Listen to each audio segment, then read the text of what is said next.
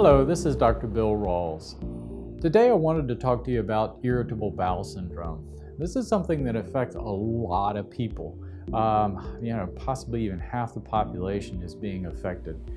It's a topic that I wrote about recently on my website, rawlsmd.com, so you can get the full article there.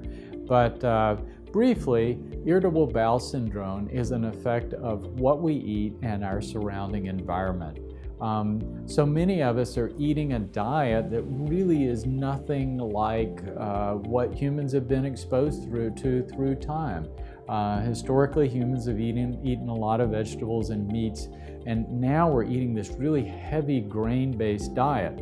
The starches, the fiber in those foods, and other things like lectins and gluten that we find in wheat all have an adverse effect on our intestinal tract. But the starches especially are affecting bacteria in our digestive system. We all have a huge collection of different microbes in our intestinal tract, and they respond to whatever we feed them.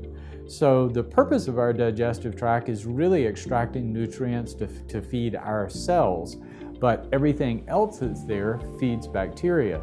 So if you're eating vegetable and fruit fiber, that feeds a certain type of bacteria or spectrum of bacteria that are normal for us.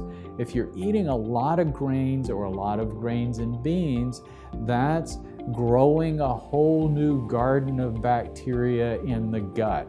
So if you're growing a garden of bacteria that are unfavorable to you, that can cause a lot of problems. And it's often compounded by stress because stress slows down the entire intestinal tract.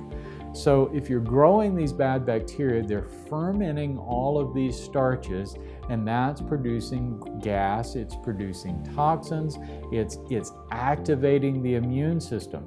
Now, bad bacteria have the effect of producing, fermentation produces chemicals called amines, and also bad bacteria tend to produce signaling agents, and those things cross over and affect our brain, they can affect our mood, they can affect everything about the way that we feel.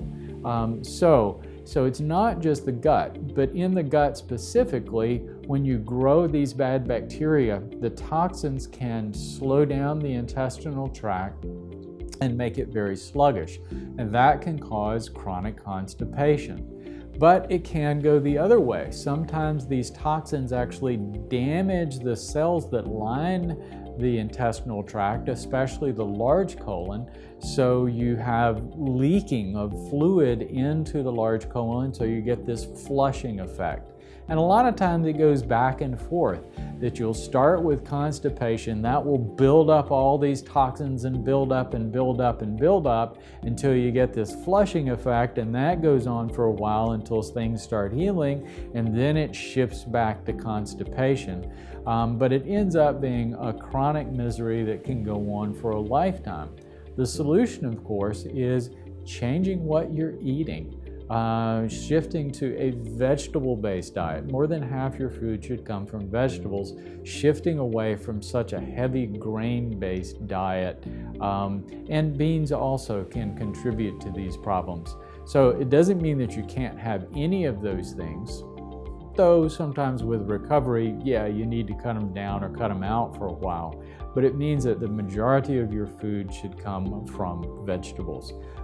Meats can go either way. A lot of heavy meat can grow out a different spectrum of microbes that can cause a lot of gas and sometimes a lot of odor along with it. So if you want a healthy diet, vegetables are really important. Fruit can be part of that, but not an extra overload of fruit.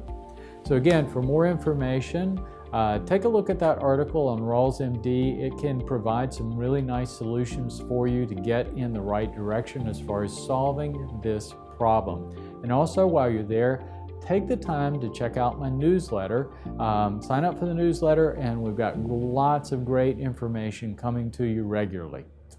Take care. Hey, thanks for watching. And if you like this video, please subscribe to my channel. Take the time to leave comments, ask me questions, let me know about other things that you would like to hear about. Thank you.